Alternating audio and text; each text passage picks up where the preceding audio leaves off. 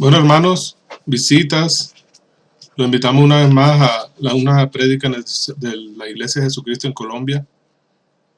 La prédica de hoy se titula El compromiso adquirido. Resulta que cuando el creyente decide formar parte de la Iglesia de Jesucristo, cuando se bautiza en el nombre de Jesucristo, el creyente adquiere un compromiso que es de dar a conocer el nombre de Jesús y dar a conocer la salvación y la vida eterna por la fe en Jesús. Y parte de la labor que hace el creyente a lo largo de su vida es servir de luz a las almas, a las personas que no conocen al Señor Jesucristo. Vamos a leer una cita en el libro de Juan, capítulo 9, versículo 5.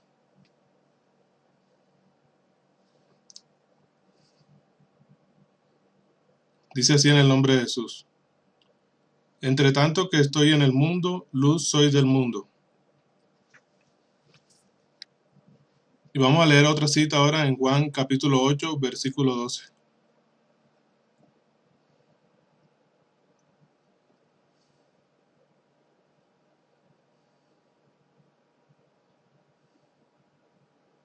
Dice así en el nombre de Jesús: Otra vez Jesús les habló diciendo: Yo soy la luz del mundo, el que me sigue no andará en tinieblas, sino que tendrá la luz de la vida.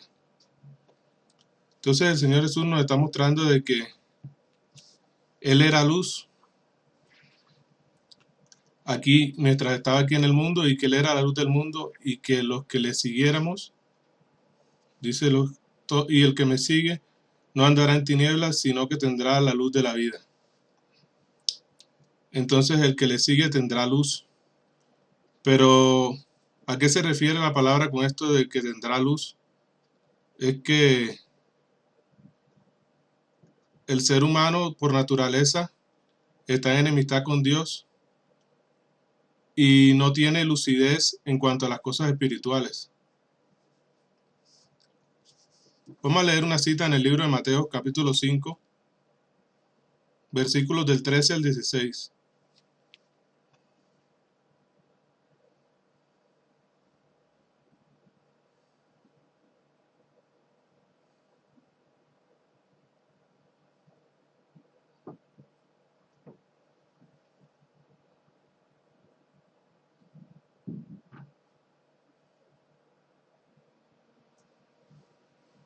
Mateo 5, versículos del 13 al 16.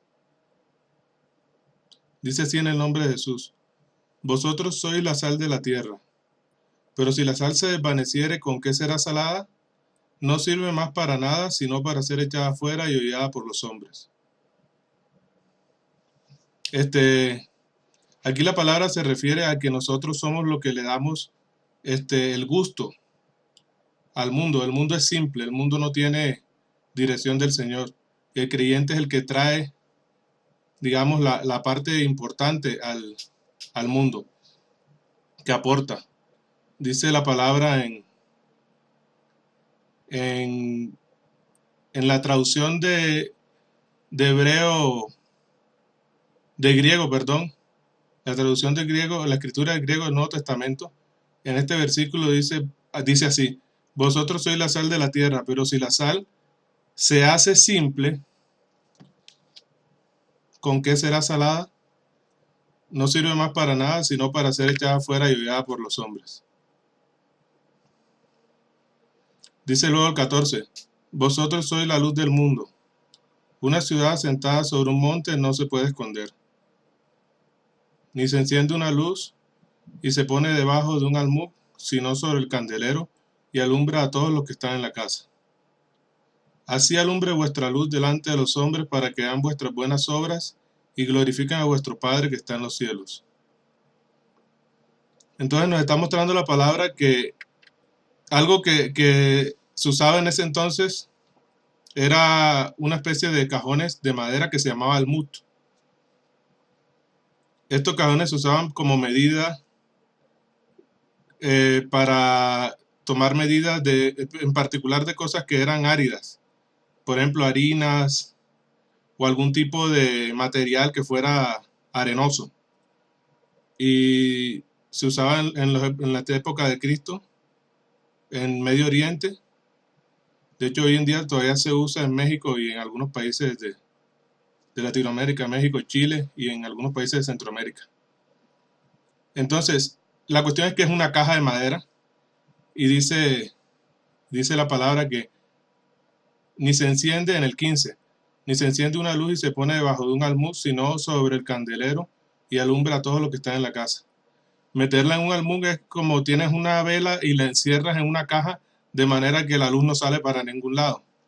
Entonces, nos está invitando el Señor, nos está haciendo digamos, esta parábola y nos está invitando, esta metáfora y nos está invitando a que nosotros sirvamos de luz delante de todos los hombres. En el 16 dice, así alumbre vuestra luz delante de los hombres para que vean vuestras buenas obras y glorifiquen a vuestro Padre que está en los cielos. Entonces, el mundo no tiene lucidez espiritual. Lo dice la palabra que Satanás engaña al mundo entero. Vamos a ver en Apocalipsis 12:9.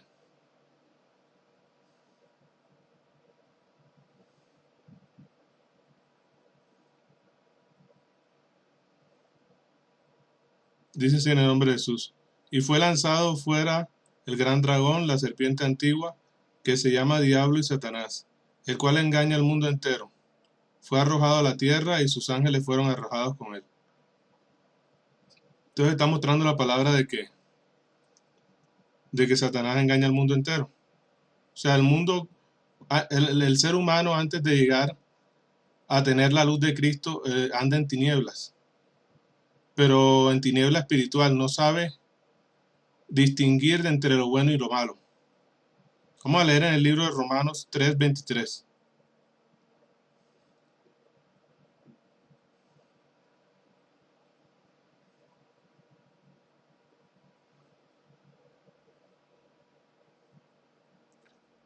Esto habla de la naturaleza del hombre, por cuanto todos pecaron y están destituidos de la gloria de Dios.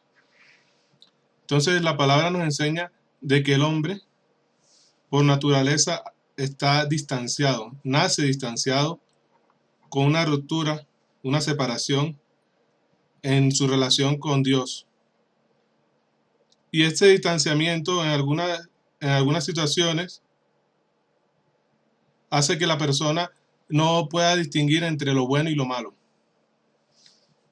O sea, no tiene luz la persona.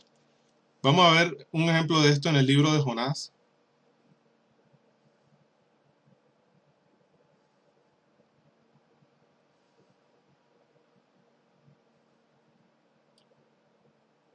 El capítulo 3, vamos a leer todo el capítulo 3 y el capítulo 4. Dice así en el nombre de Jesús. Vino palabra de Jesús por segunda vez a Jonás diciendo, levántate y ve a Nínive, aquella gran ciudad, y proclama en ella el mensaje que yo te diré. Y se levantó Jonás y fue a Nínive, conforme a la palabra de Jesús, y era Nínive ciudad grande en extremo de 3 días de camino. Y comenzó Jonás a entrar por la ciudad camino de un día, y predicaba diciendo, de aquí a 40 días Nínive será destruida. Y los hombres de Nínive creyeron a Dios, y proclamaron ayuno, y se vistieron de cilicio, desde el mayor hasta el menor de ellos.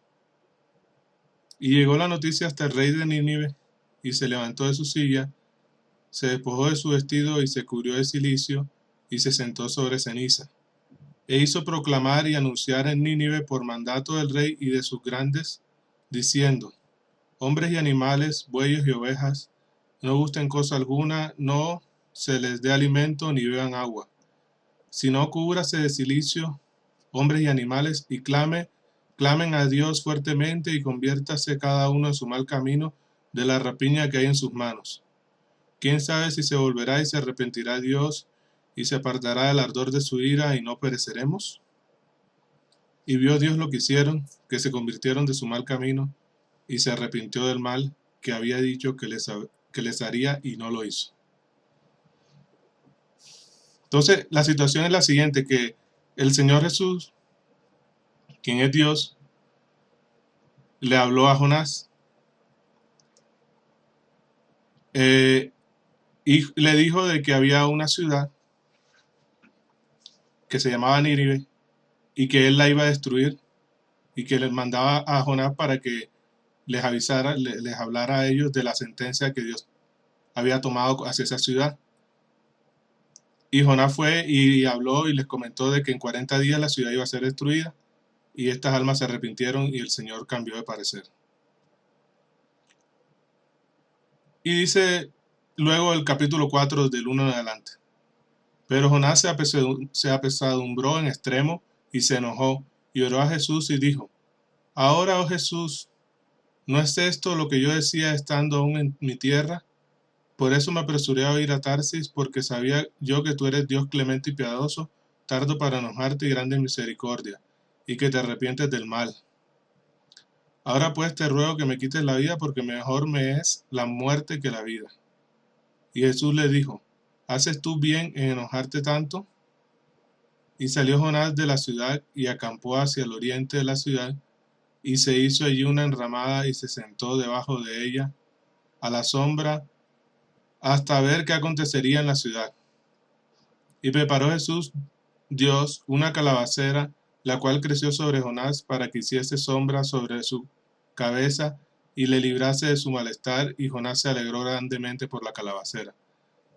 Pero al venir el alba del día siguiente, Dios preparó un gusano, el cual hirió la calabacera y se secó.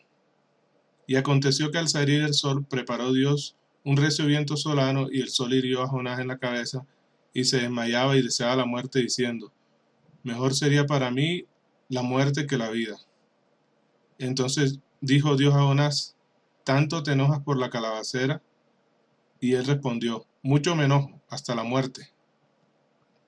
Y dijo Jesús: ¿Tuviste tú lástima de la calabacera, en la cual no trabajaste, ni tú le hiciste crecer, que en espacio de una noche nació y en espacio de otra noche pereció? Y no tendré yo piedad de Nínive, aquella ciudad donde hay más de 120,000 personas que no saben discernir entre su mano derecha y su mano izquierda, y muchos animales.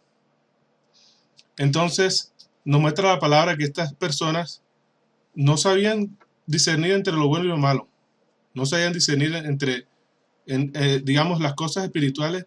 Ellos iban sin ningún tipo de conocimiento, y el Señor por eso dice de que le pregunta a Jonás que si no tendría piedad de esta ciudad donde estas almas no sabían discernir entre su mano derecha y su mano izquierda. Entonces,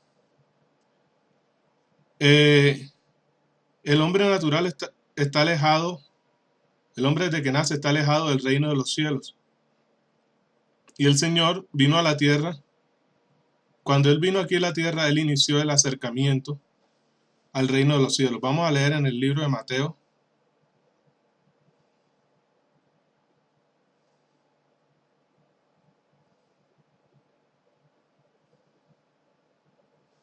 capítulo 4, versículo 17. Mateo 4, 17.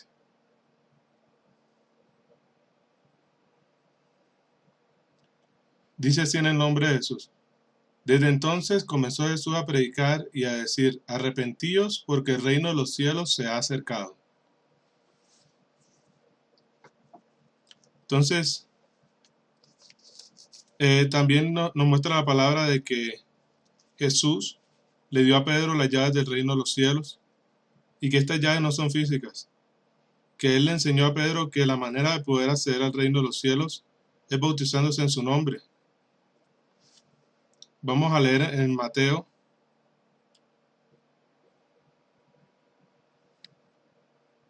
Bueno, primeramente, primero se requiere arrepentimiento de parte de la persona y luego bautizarse en el nombre de Jesús.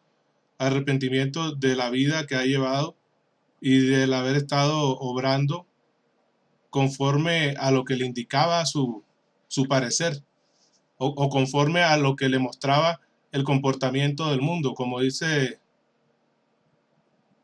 muchos que se dejan llevar hacia donde va la multitud, pero entonces se dejan llevar y muchas veces cometen están cometiendo faltas contra Dios por aceptar cosas que son supuestamente culturalmente o socialmente aceptables en ciertas regiones, que son vanidad.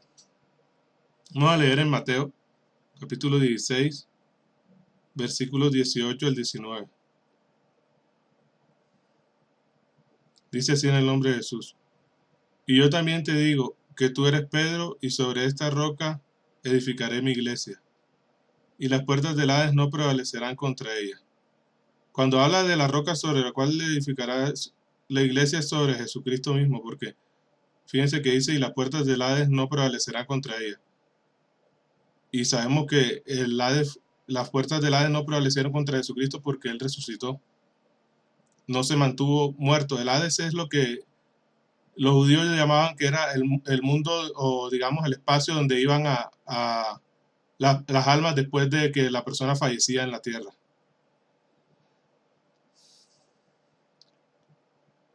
Entonces, dice el 19, y a ti te daré las llaves del reino de los cielos, y todo lo que atares en la tierra será atado en los cielos, y todo lo que desatares en la tierra será desatado en los cielos. Entonces, hagamos énfasis ahí que dice, y a ti te daré las llaves del reino de los cielos. Está hablando a Pedro.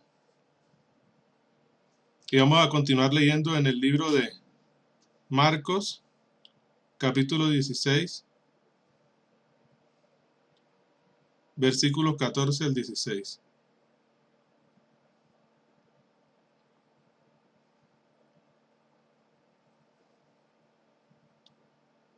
Esto es una continuación de, digamos, de lo que Jesús le había dicho a Pedro de que le daría las llaves del reino de los cielos. Dice, finalmente se apareció a los 11 mismos, estando ellos sentados a la mesa, y les reprochó su incredulidad y dureza de corazón porque no habían creído a los que le habían visto resucitado. Y les dijo, id por todo el mundo y predicad el evangelio a toda criatura.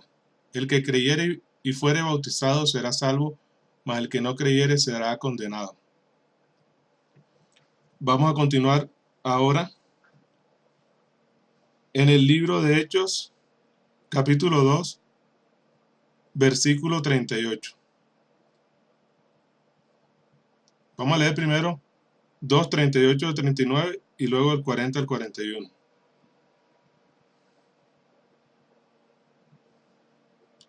Dice así en el nombre de Jesús. Pedro les dijo, arrepentíos y bautícese cada uno de vosotros en el nombre de Jesucristo para perdón de los pecados y recibiréis el don del Espíritu Santo. Porque para vosotros es la promesa y para vuestros hijos, y para todos los que están lejos, para cuantos Dios el Señor nuestro Dios llamare. Para cuantos el Señor nuestro Dios llamare. Entonces, está hablando Pedro y está diciendo, arrepentidos y bautícese cada uno de vosotros en el nombre de Jesucristo para perdón de pecados y recibiréis el don del Espíritu Santo.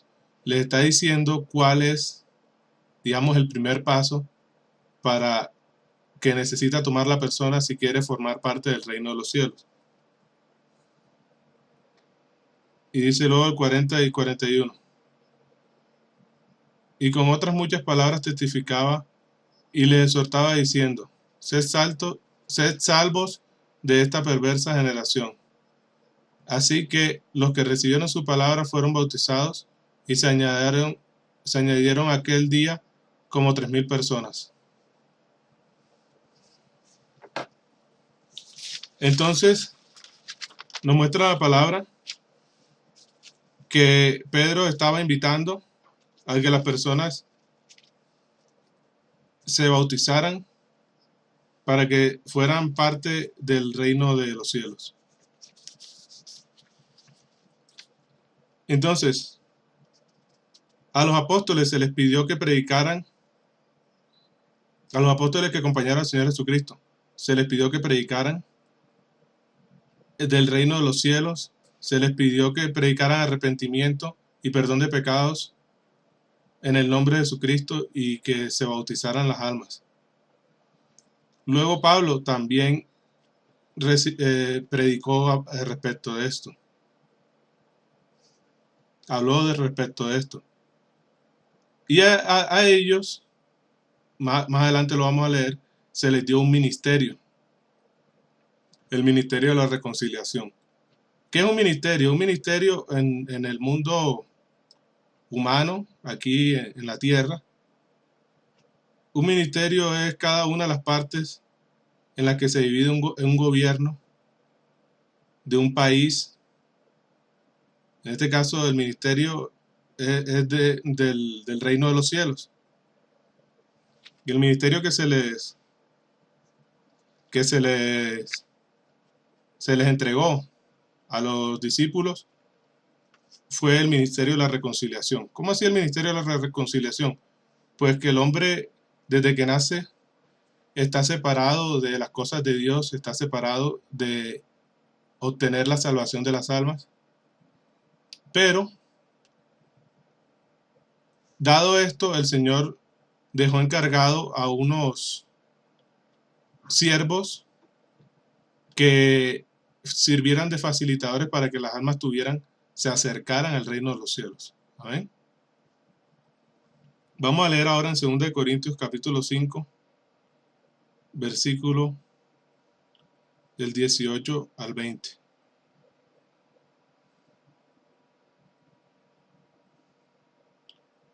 Dice así en el nombre de Jesús: y todo esto proviene de Dios, que nos reconcilió consigo mismo por Cristo y nos dio el ministerio de la reconciliación. Que Dios estaba en Cristo reconciliando consigo al mundo, no tomándoles en cuenta a los hombres sus pecados, y nos encargó a nosotros la palabra de la reconciliación. Así que somos embajadores en nombre de Cristo, como si Dios rogase por medio de nosotros. Os rogamos en nombre de Cristo, reconciliados con Dios. Entonces está hablando Pablo de que se nos entregó, se nos dio el ministerio de la reconciliación. ¿Sí? Entonces, y también dice ahí dice ahí que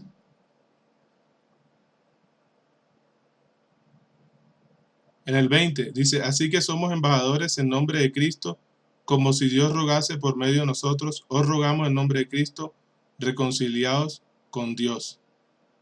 Como si Dios rogase por medio de nosotros. Entonces nosotros estamos como representantes y debemos ayudar a que otras almas accedan a esas bendiciones que tienen todos aquellos que se acercan al reino de los cielos. El reino de los cielos es el mismo reino, este reino de los cielos de que habla aquí, es el mismo reino que se habla en Juan capítulo 18, versículo 33. ¿Cuál es ese reino? Es el reino de Jesucristo. Dice el 33, primero leemos el 33 y después el 36 y el 37. Dice así en el nombre de Jesús: entonces Pilato volvió a entrar en el pretorio y llamó a Jesús y le dijo: ¿eres tú el rey de los judíos? Dice el 36 y el 37. Respondió Jesús: mi reino no es de este mundo. Si mi reino fuera de este mundo, mis servidores pelearían para que yo no fuera entregado a los judíos. Pero mi reino no es de aquí. Le dijo entonces Pilato: ¿luego eres tú rey? Respondió Jesús: tú dices que yo soy rey. Yo para esto he nacido, y para esto he venido al mundo, para dar testimonio a la verdad. Todo aquel que es de la verdad oye mi voz.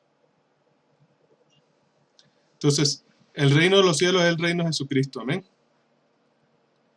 Y nosotros somos embajadores del reino de los cielos, que estamos encargados del ministerio de la reconciliación.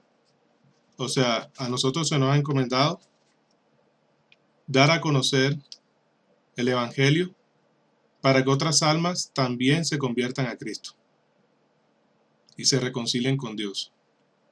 Gloria al nombre de Jesús. Entonces, la situación es la siguiente. La persona oye el Evangelio y las buenas nuevas de salvación, se arrepiente, se bautiza en el nombre de Jesús, y luego que la persona se convierte a la iglesia de Jesucristo, la persona tiene también la responsabilidad de servir como embajador a otras nuevas almas. Como parte del trabajo, todo el creyente debe ser luz en el mundo y debe dar a conocer qué es lo justo delante de los ojos de Dios. Vamos a leer ahora en 2 Timoteo, capítulo 4, versículos 1 y 2.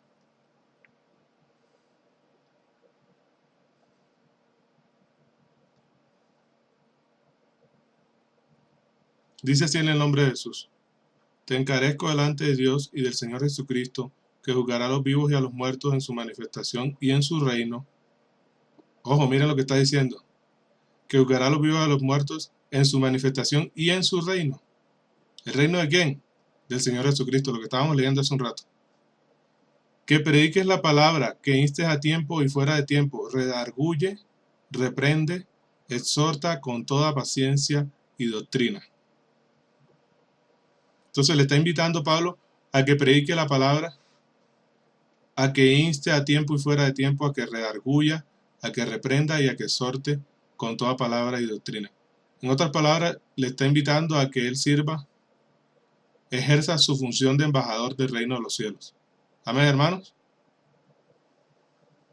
Vamos a leer ahora en 2 Timoteo, capítulo 3, versículos 14 y 15. Dice así en el nombre de Jesús: Pero persiste tú en lo que has aprendido y te persuadiste sabiendo de quién has aprendido, y que desde la niñez has sabido las sagradas escrituras, las cuales te pueden hacer sabio para la salvación por la fe que es en Cristo Jesús. Amén.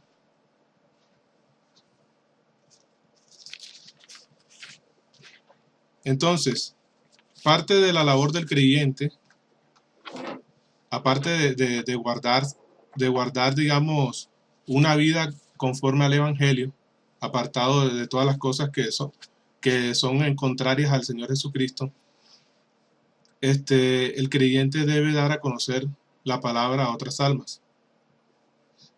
Vamos a leer en el libro de Romanos, capítulo 10,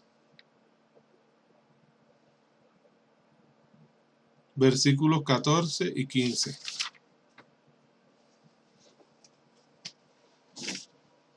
Aquí en esta cita habla de la importancia de los ministros, de los que estamos a cargo del ministerio de la reconciliación.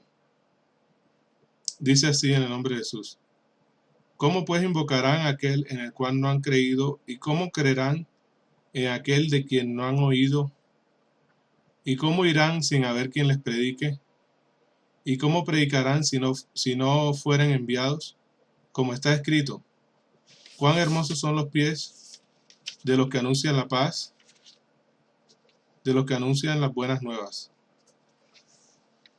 Entonces está hablando de que es necesario que nosotros hagamos nuestra labor, porque dice que si nosotros no hacemos nuestra labor, ¿cómo habrán personas que invoquen al Señor Jesucristo en quien no han creído? ¿Y cómo van a creer en Él si no han oído de Él? ¿Y cómo las otras almas, los que aún no le conocen, cómo irán sin haber quien les predique? Entonces, ¿quiénes debemos ejercer esa labor de predicar? Pues nosotros, los embajadores que estamos a cargo del Ministerio de la Reconciliación.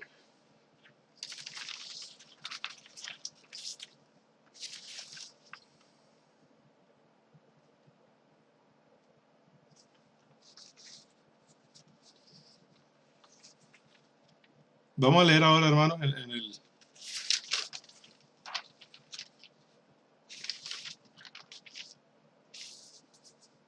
Antes de leer una cita, vamos a hacer un comentario.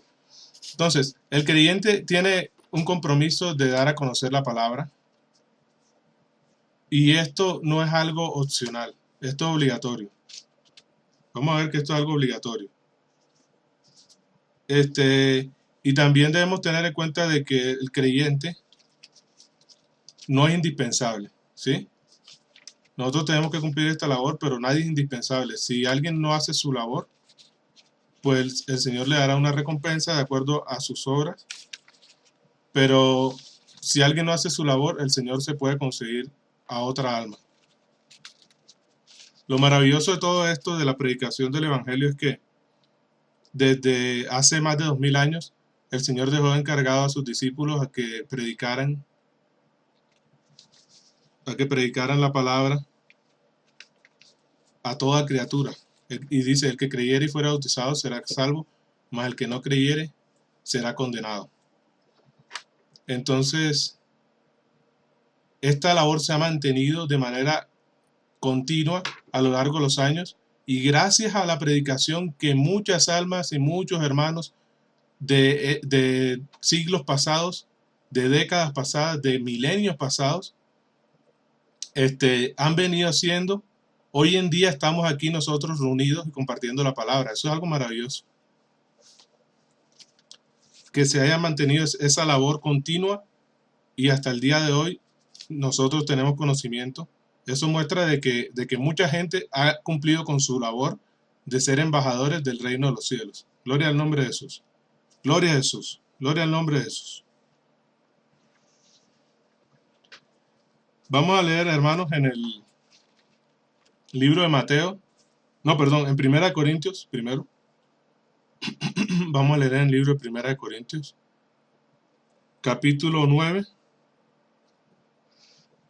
versículos 16 y 17. Dice así en el nombre de Jesús. Pues si anuncio el Evangelio, no tengo por qué gloriarme, porque me es impuesta necesidad. Y ay de mí si no anunciar el Evangelio. Fíjense lo que dice el apóstol Pablo, de que le es impuesta necesidad. El anunciar el Evangelio es algo que le es impuesto. Y dice que hay de él si no anunciar el Evangelio. Eso va para todos los hermanos, para todos los creyentes, todos los miembros de la iglesia. Dice, por lo cual, si lo hago de buena voluntad, recompensa tendré. Pero si de mala voluntad, la comisión me ha sido encomendada. Entonces, ya sea de buena o de mala gana, hay que predicar. Hay que dar a conocer el Evangelio de Cristo.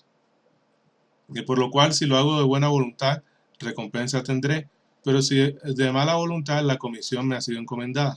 O sea, quiera o no quiera, hay que hacerlo. Amén. Y esto muestra de que no es algo que de pronto alguien dirá, no, pero es que la predicación, eso es para los pastores o para los predicadores de la iglesia o para X o Y creyentes. Pero no, la palabra nos muestra de que nosotros debemos ser luz en el mundo. ¿A qué me estoy refiriendo?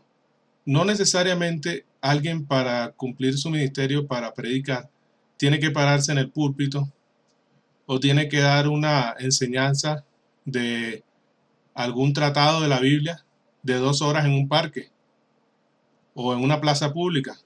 No necesariamente. Todos los creyentes, todos los cristianos podemos dar a conocer la palabra de Dios en distintos ámbitos de la vida cotidiana. Por ejemplo, en la universidad se encuentra uno con un compañero, vamos platicando una situación y uno le da una cita que va acorde a la situación, que aclara algo, una duda que él tenía o que refuta algo que él estaba diciendo. O en el trabajo, o en algún tipo de ambiente, de situación en la que uno se encuentre con alguien y uno pueda conversar de la palabra. En situaciones cotidianas de la vida diaria, en cualquier tipo de ambiente, uno puede llevarle y dar a conocer la palabra a distintas almas. y no necesariamente tiene que ser de que se presente el cristiano en una plaza y en un estadio con megaparlantes y con publicidad y que tenga que haber allá multitudes. No, no necesariamente. Entonces, todos los cristianos, todos los creyentes tenemos que dar a conocer la palabra. Tenemos que dar a conocer cuál es la voluntad de Dios y qué es lo que es justo ante los ojos de Dios. Dice, aquí estábamos en Corintios 9, 16 y 17, ¿sí? 1 Corintios 9, 16 y 17. Pues si anuncio el Evangelio no tengo por qué gloriarme porque me es impuesta necesidad. Es decir, tenemos eso es una imposición que viene como un compromiso que adquiere el creyente una vez que hace parte de la iglesia. Entonces por eso le pusimos al título del servicio de hoy, el compromiso adquirido. Entonces, es un compromiso que adquiere el creyente. Lo adquiere la persona cuando se ingresa a la iglesia. ¿Por qué? Porque antes pues no tenía luz, no podía servir de luz. Ya una vez ingresa a la iglesia, adquiere ese compromiso. Entonces dice, si anuncio el Evangelio, no tengo por qué gloriarme porque me he impuesto necesidad y hay de mí si no anunciar el Evangelio. Por lo cual, si lo hago de buena voluntad, recompensa tendré, pero si de mala voluntad, la comisión me ha sido encomendada. Entonces, vamos ahora a una cita que nos va a hablar un poco de esta parte, a ser más específico, de la última parte del 16, que dice, ay de mí si no anunciar el Evangelio. Vamos a leer en el libro de Mateo capítulo 25, versículos del 14 al 30.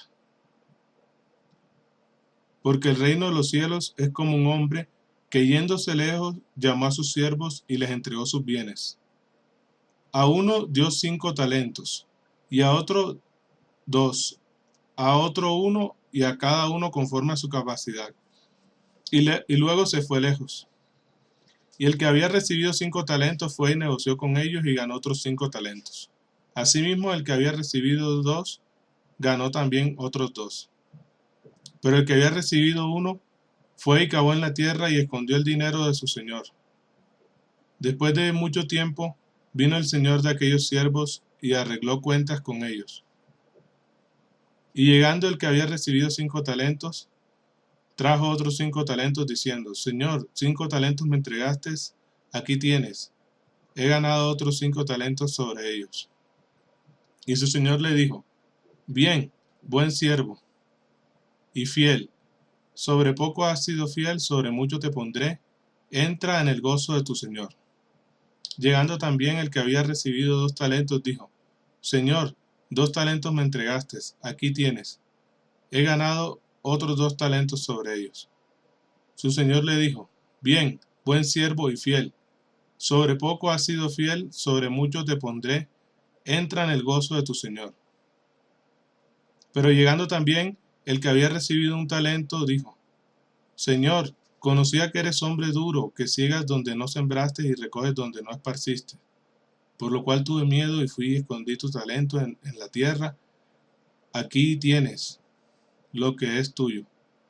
Respondió su señor, le dijo, siervo malo y negligente, sabías que ciego donde no sembré y que recojo donde no esparcí. Por tanto debías haber dado mi dinero a los banqueros, y al venir yo hubiera recibido lo que es mío y con intereses. Quitarle pues el talento y darlo al que tiene 10 talentos. Porque al que tiene le será dado y tendrá más, y al que no tiene aún lo que tiene le será quitado. Y al siervo inútil echarle en las tinieblas de afuera, allí será el lloro y el crujir de dientes. Cuando el Hijo del Hombre venga en su gloria y todos los santos ángeles con él, entonces se sentará en su trono de gloria. Perdón, era hasta el 30.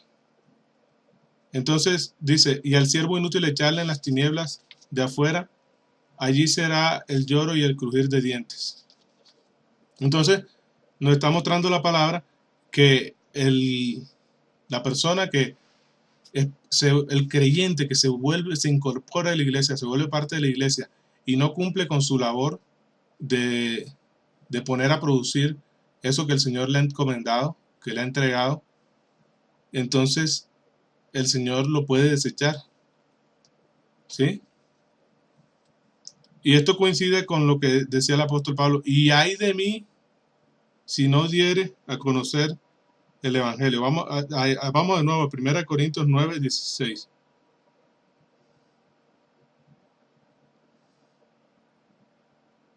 Dice la segunda parte del 16.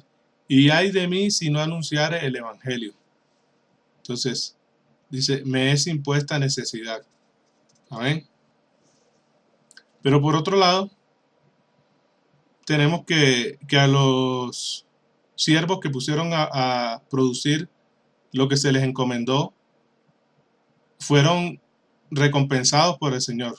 Amén. También vamos a ver una cita en el libro de Daniel,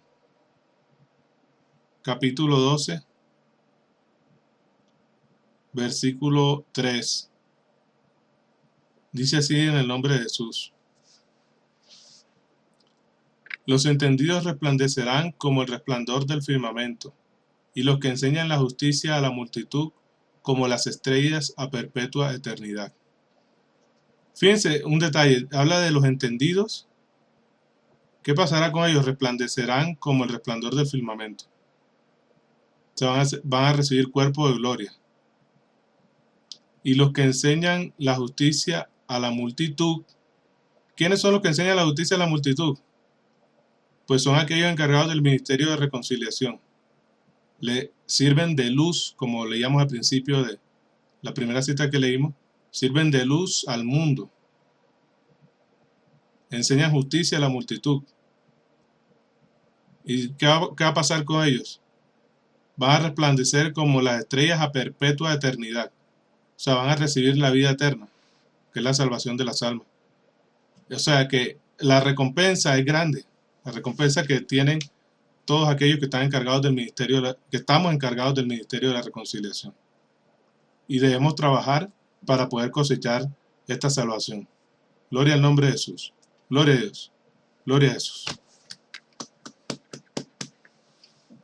Entonces,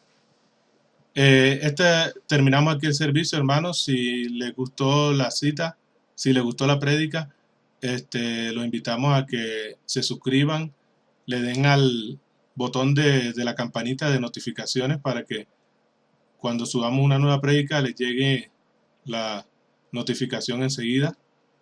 Y lo invitamos a que cada vez que vean las prédicas de nuestro canal de YouTube, lo acompañen siempre con una Biblia. Si no tienen una Biblia en físico, pues consíganse una, por ejemplo, de Android, que ya en los celulares es muy fácil tener una Biblia digital. También en internet, si tienen un computador, pueden acceder a Biblias que son online. Entonces lo invitamos a que todas las prédicas las acompañen con la lectura y vayan acompañando las citas